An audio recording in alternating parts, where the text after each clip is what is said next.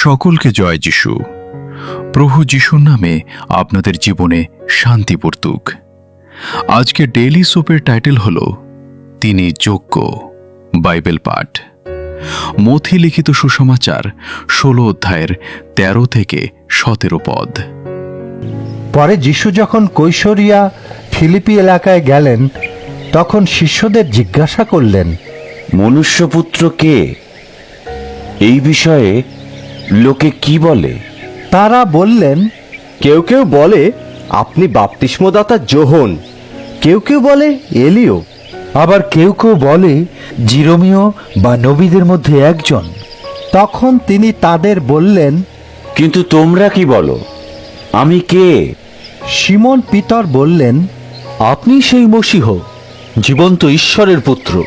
উত্তরে যিশু তাকে বললেন, শিমোন বারজোনা, তুমি ধন্য, কারণ কোনো মানুষ তোমার কাছে এটা প্রকাশ করেনি, আমার স্বর্গস্থ পিতাই প্রকাশ করেছেন। পর্যবেক্ষণ। শিশুরা যিশুর কথা, কাজ ও চরিত্র দেখে বুঝেছিল যে তিনি সত্যবাদী, দয়ালু ও ক্ষমতাশালী। এজন্য তিনি অনুসরণ করার যোগ্য।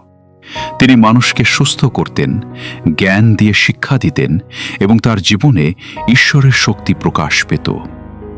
তবুও তারা যা দেখেছিল তা সম্পূর্ণ সত্যের একটি অংশ মাত্র। যিশুর প্রকৃত পরিচয়, তিনি খ্রিস্ট, জীবন্ত ঈশ্বরের পুত্র। এটি মানুষের নিজস্ব চিন্তা বা অভিজ্ঞতা থেকে আসে না, বরং ঈশ্বরের দেওয়া প্রকাশের মাধ্যমেই জানা যায়। প্রয়োগ। যিশু অবশ্যই অনুসরণ করার যোগ্য। তিনি আমার ত্রাণকর্তা এবং আমার জীবনের প্রভু হওয়ার যোগ্য। প্রার্থনা।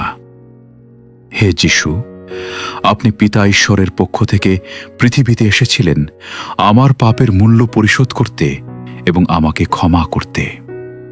আমি আপনার সেই ক্ষমা গ্রহণ করেছি এবং আপনাকে আমার জীবনের প্রভু হিসেবে গ্রহণ করেছি।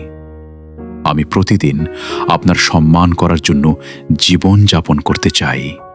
আমেন।